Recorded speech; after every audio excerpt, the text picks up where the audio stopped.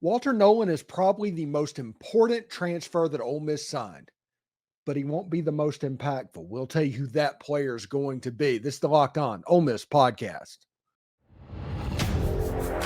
You are Locked On Ole Miss, your daily podcast on the Ole Miss Rebels, part of the Locked On Podcast Network, your team every day.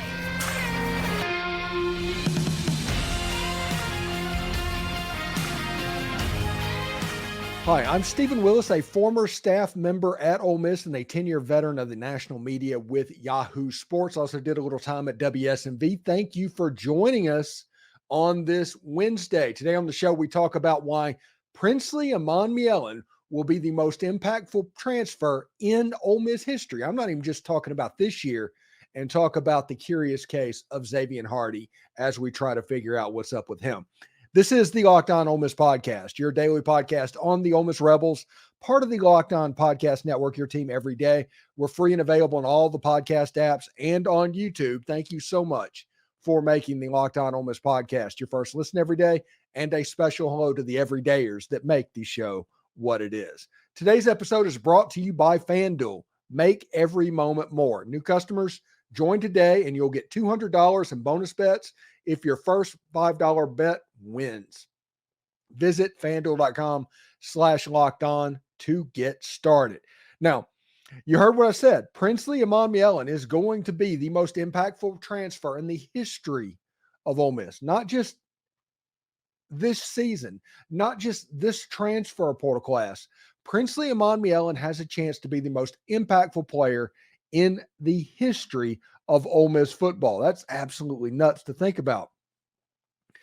Princely Umanmielen is one of the nation's best pass rushers. When you look at Ole Miss last season, they were somewhere around 12th or 13th in sacks and tackles for loss. They were not explosive. As much as we like Cedric Johnson and the position players that Ole Miss had, they needed a little bit more explosivity.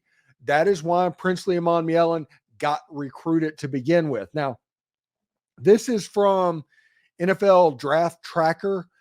Princely Umanmielen, the number one pass rusher in the country. See, he is rated above Jack Sawyer, who is the kid that everybody is fawning over at the moment. This is a big time pickup for the Ole Miss Rebels. And when you look at what they have on the defensive line, we mentioned in the early part of the show that Walter Nolen is probably the most important player, but that is because of what he is going to do for players like Jared Ivey, JJ Pegues, and Princely Umanmielen. Whenever you know where your double team has to come from, because he's a game wrecker. Walter Nolen is a game wrecker. If you do not double team him, he will make you pay. So you're going to have to do it, which is going to leave single coverage for either JJ Pegues, Princely Umanmielen, and Jared Ivey. So whenever you're going for a one-on-one win rate type position, it is good to have one of the better pass rushers in the entire country on your side. Princely Umanmielen getting the quarterback. I think he had somewhere in the neighborhood of about 8 sacks last year, about 12 tackles for loss, somewhere in there. That's ballpark. But a really good football player that wins one-on-ones. He has a high success rate. And what this is going to do to the entirety of the Ole Miss defense, and by proxy, the whole team, is the quarterback is going to have less time to get rid of the football. Because of what Princely Umanmielen is adding, the other team has less time to get rid of the football. So instead of having 2.7 seconds to scan the field and get rid of it, picture what Carson Beck did a year ago at Georgia. Then picture what KJ Jefferson had to go through, where he had much, much shorter amounts of time to get the pass off. This is going to speed it up against the best of the best. It doesn't matter how good your offensive line is. Princely Umanmielen is going to be able to win battles. That's the reason he has been brought in. And when you look at what this defensive line depth and what they have already, be really excited. This is another impactful way that I think Ole Miss is going to go into this season with. Princely Umanmielen is going to be a nice mentor for DJ Holmes. Now, their body type, they're a little bit different, but they both play that jack position. They're both there. and they're both really explosive. I think the combination of both of them is going to allow Ole Miss to where if they are looking for ends moving forward, whether in late signing day, the late transfer portal window, or anything like that, if they're looking for that, you're looking for that strong side defensive end, somebody to complement Jared Ivey more so than you're looking for a Princely Umanmielen. I think the pass rush situation is going to be pretty well covered moving forward with Princely on the outside. He's going to be able to get to the quarterback, and he's probably going to be a little bit of a nightmare for it. So you have a situation that through alignment, even if the offensive lineman has to double team two players, you can set it up formationally and stuff like that to where it's a guard and a center and a tackle on a tight end. You can formationally make it to where it's not as strong of a situation as it could have been.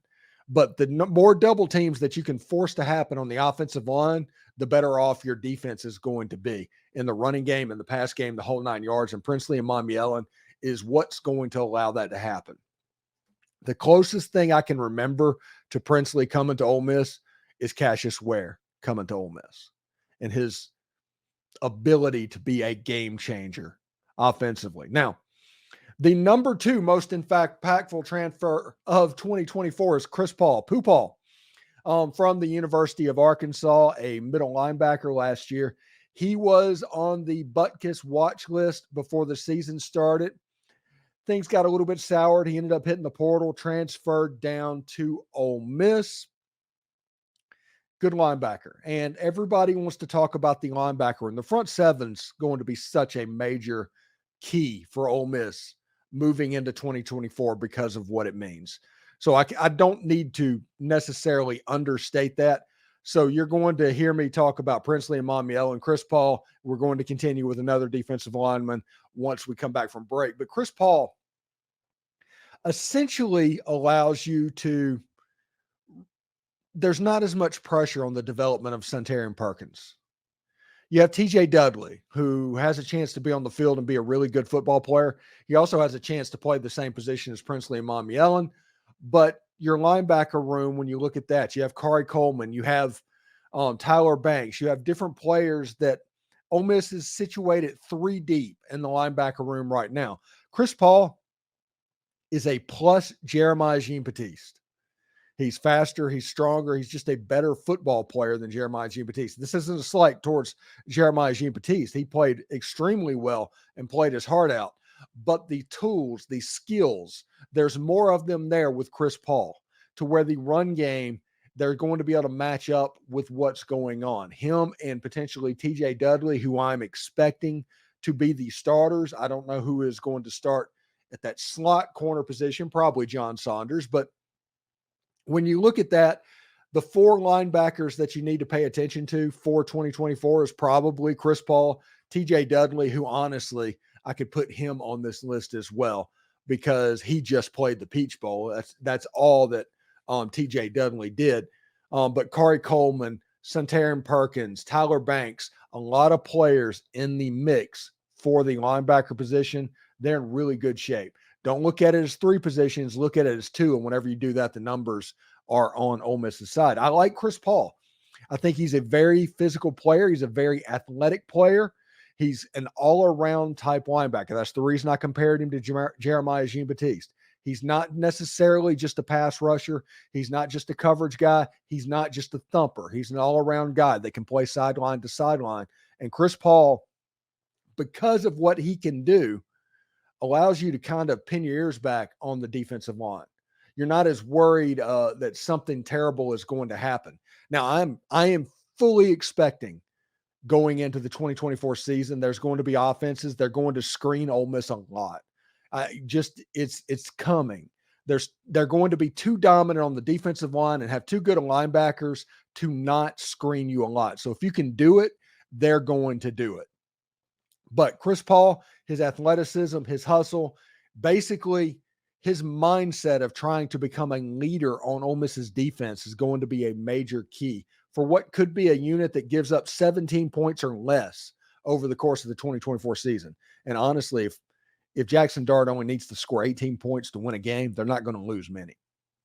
I mean, that's just the case. And that is because these players are going to make impacts as well. I'm pretty fired up about all of that stuff. And, thanks again for making the Locked On Ole Miss podcast your first listen of the day. We're just getting started. Walter Nolen may be the most important transfer, even though he's down on this list. He is on the list. We'll get to it when we come back right after this. Happy Super Bowl to all that celebrate from FanDuel, America's #1 sports book. If you're like me, Super Bowl Sunday is all about scoring the best seat on the couch, grabbing your favorite football snacks, and placing some super bets. I love Super Bowl Sunday. Not necessarily because of the game, because I've been a Saints fan. So there's only been one Super Bowl that I've been completely engrossed in who is actually playing in the football game.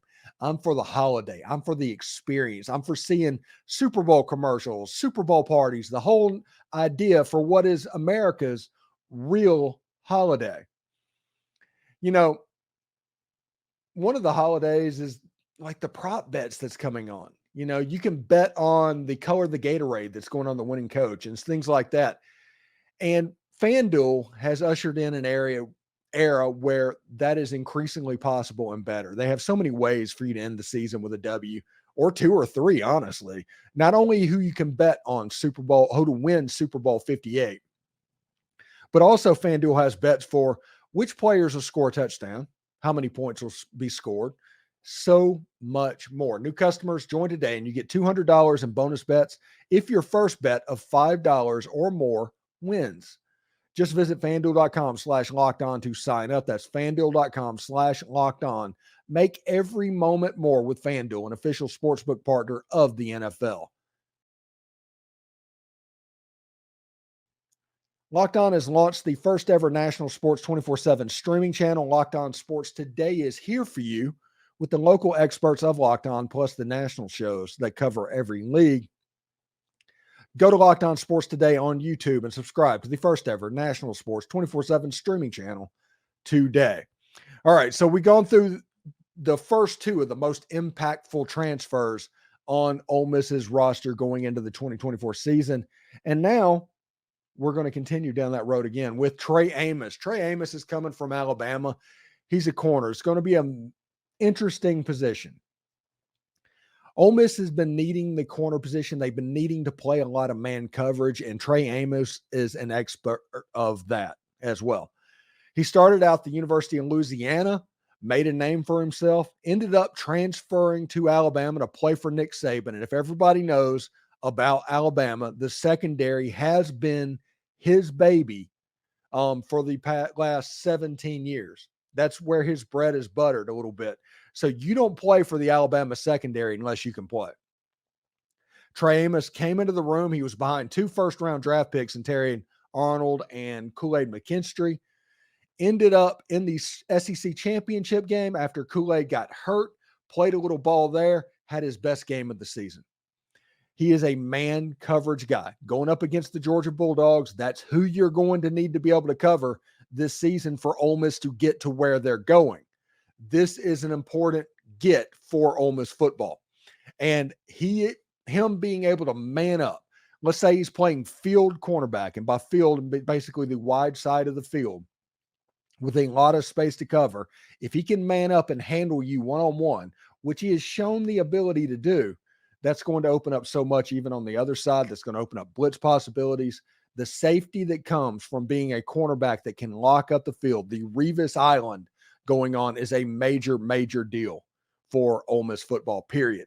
Trey Amos has a chance to be very, very good for Ole Miss. And this might be the most underrated transfer that Ole Miss got this whole offseason, even more than Lewis Moore, which I really, really love Lewis Moore. Number 4 is Walter Nolen.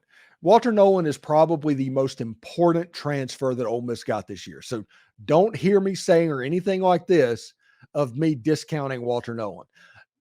Princely Umanmielen, Trey Amos, Chris Paul, all are going to be better, and they are going to benefit from the fact that Walter Nolen is on the field. He's going to call double teams. He's going to keep offensive linemen off the linebacker, and he's going to make it to where cornerbacks don't have to cover as long. Walter Nolen is going to be a major, important player for what's going on. Impact-wise, his numbers might not be there. He is constantly going to draw a double team. Everybody knows what to expect with Walter Nolen. And because of that, it may not look as good as it could have looked, but the talent is there, and what he's doing for the other players should not be overlooked as well. But actually having an on-field impact, I like the other three players to have a little bit more of one than he will. Now, I'm not even mentioning J.J. Pegues and Jared Ivey, because those are probably the two biggest beneficiaries of Walter Nolen. And them allowing them to have single blocks, to get after the quarterback, to make plays. Jared Ivey was the Peach Bowl MVP. Penn State couldn't block him. And, let me just take it off here just because. And, we beat Penn State even though they had the number one defense in the NCAA. But Jared Ivey is going to be a huge, massive beneficiary of Walter Nolen. If you notice there in all of this, when we given our top five, the top four is all defensive players. 2 defensive linemen, a linebacker, and a cornerback. The player that is going to line up probably the farthest away from the line of scrimmage is the linebacker. Really, really kind of interesting stuff. But there is an offensive player that Ole Miss needs to keep an eye on because of the impact he can make. And I'm a little bit wary about putting him on the list, and that is Juice Wells. Juice Wells is a top shelf wide receiver, and he would have gone into 2024 as one of the competitors to Trey Harris for the title of the best receiver in the Southeastern Conference. Juice Wells is a really great football player. The reason he's down so low is because he's playing on the offensive side of the ball where impact is going to be distributed out, whether Trey Harris or Juice Wells or Deion Smith or Jordan Watkins or Ulysses Bentley or Caden Priestcorn or any of those guys. The numbers on the offensive side of the ball might not be there, but that doesn't mean that Juice Wells is not an impactful player. I think he has a chance to really push Trey Harris for the number one type receiver on the field. And with the addition of George McDonald, we need to pay attention to where players are lining up. If he is a slot guy, like Isaiah Williams, the All-American wide receiver that just happened with the Illinois Fighting Illini, I think Isaiah Williams was an inside slot type wide receivers that was really fast. I think there's a chance you could see Juice Wells going in there with Jordan Watkins and them using positional versatility to use matchups on most every single play. They might not even have to huddle up. They might not substitute. They're going to lock you on the field, but the receivers can move all around the formation as it goes. Should be really interesting to see exactly how George McDonald, Charlie Weiss, and Lane Kiffin kind of makes up a stew of what's going on. And Juice Wells, really, really good football player. The craziness is for me, and when you're looking at an impact, I knew I had to do an offensive player. I don't think any of the offensive linemen would be impact players. I don't. Logan Diggs is injured.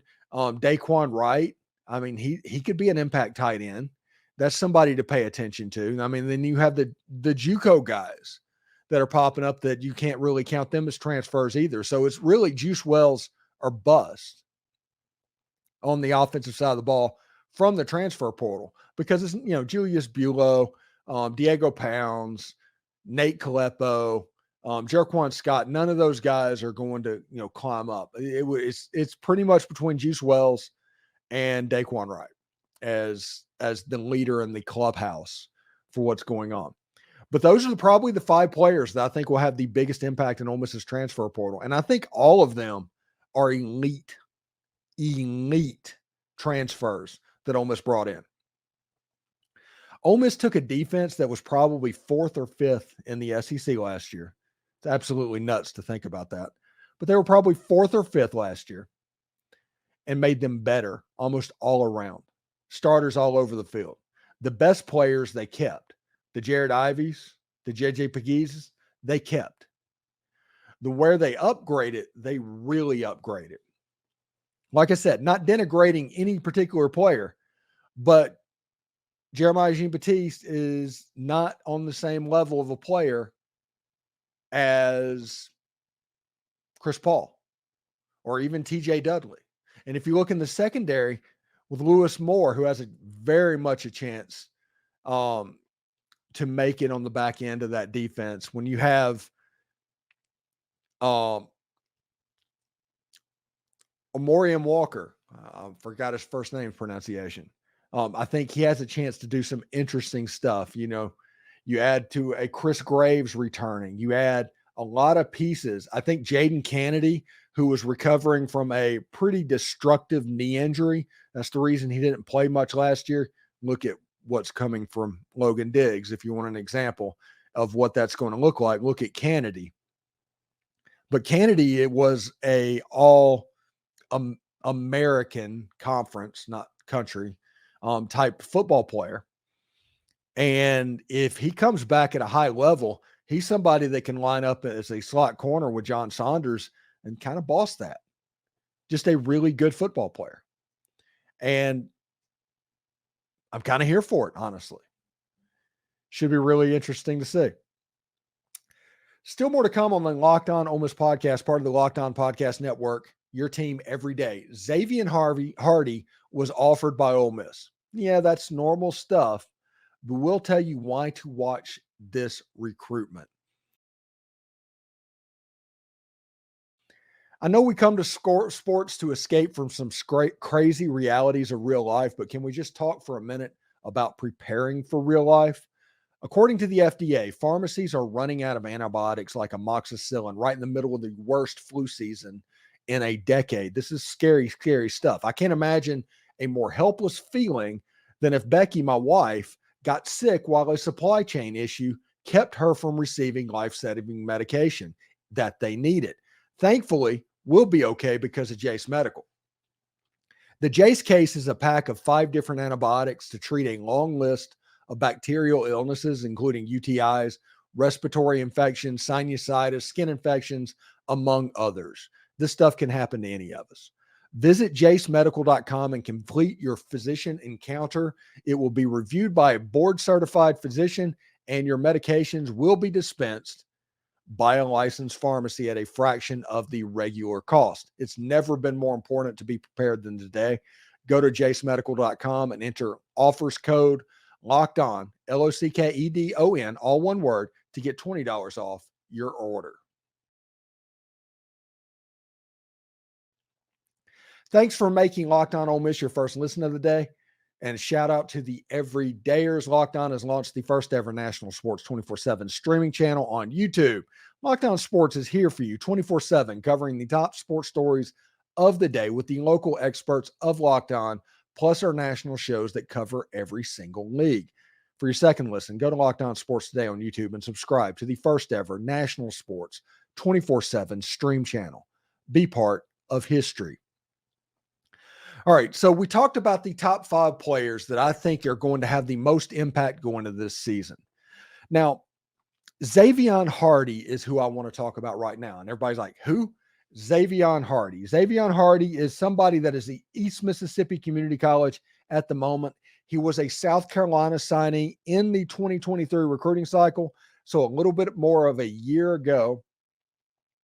4-star player on the 24/7 composite, 3-star player now, East Mississippi from Macon, Georgia. He's a defensive lineman. He's 6'5", 260 pounds. So that's all cut and dry, right? That's nothing out of the ordinary. David Johnson on 24/7 posted out, and he's absolutely correct. The JUCO players don't normally get offered more than a year out. They just don't. And this, for me, is something I'm going to pay attention to, because if you look at signing day, which is a week from today, I believe, and you're looking at a last-second recruiting thing, if Ole Miss thinks they can get him into school, which they did with a couple of players last year from Southwest Community College, if I'm not mistaken. And because of that is the reason I'm paying attention to this. And with Ole Miss missing out on BJ Green and Ole Miss needing a strong side defensive end type of football player, with a player that you think you can develop and is explosive and quick twitch and all of that stuff, I can see why Ole Miss might be doing something here. They might be up to something. I've heard nothing about it. I'm completely going off what has happened in the past and what could be happening now. Xavier Hardy could have been completely at it as an offer for the 2025 recruiting class. Absolutely a possibility. But I think we should pay attention and watch it and not just discount it until after signing day this year. That's my opinion. If you want to look at the highlights of him, he is a defensive lineman, a typical Mississippi JUCO defensive lineman. He's fairly quick twitched. He's explosive whenever it's time to go. Whenever you see a quarterback running, you see them close very quickly, and he's violent at the point of attack. It's like I said, it's a typical Mississippi junior college player. Now, he's at Northeast Mississippi Community College. Was that Buddy Stevens is the coach, I think, out there at East Mississippi, I should say, Community College. And they had Ty Keys. They always have a relatively good team in Scuba, Mississippi. I do know that town. I do know that they call East Mississippi Community College Scuba Tech. I know all of that stuff. Some Mississippi junior colleges I struggle with. I get that one. But this is a player that I am going to be watching for as well. All right, coming up a little bit later on today, Tim Thomas is going to come on and talk about the basketball Egg Bowl that just happened last night. So you're not going to miss any of that stuff as well. That'll be at 7 Eastern, 6 o'clock Central tonight. You can check it on this YouTube channel or wherever you get your podcast. Later on in the week, we have Mike Detillier and John Forcade scheduled to come on the show. That's all set up. Just the interviews have to be recorded. And as the basketball season goes on, we're going to have Brantley Sanderson come on to talk about Ole Miss's women's basketball that we're going to do an extra video for either Friday night or Saturday. I'm not exactly sure of the timetable on that. It may be a Saturday night type of deal as well. So we're going to get that set up and go down that road. So we'll have Tim Thomas, Brantley Sanderson talking about basketball, and Derek Vandegrift was on Shark Tank Live last night. We're going to start having him on a little bit more to talk about baseball as we're getting into the spring sports as well. Pretty excited about all of that. So thanks for making the Locked On Ole Miss podcast your first listen. Everydayers, Tim Thomas is stopping by to talk about the game last night, so you're missing nothing. Tune in tonight at 7 Eastern, 6 Central for basketball Egg Bowl reaction. For your second listen, Locked On has launched the first ever national sports 24/7 streaming channel on YouTube. Locked On Sports Today is here for you 24/7, covering the top sports stories of the day with the local experts of Locked On that cover every single league. For your second listen, go to Locked On Sports Today on YouTube and subscribe to the first ever national sports 24/7 stream channel. For those of you on YouTube, we'll send you there right now. Anyway, howdy toddy, everyone.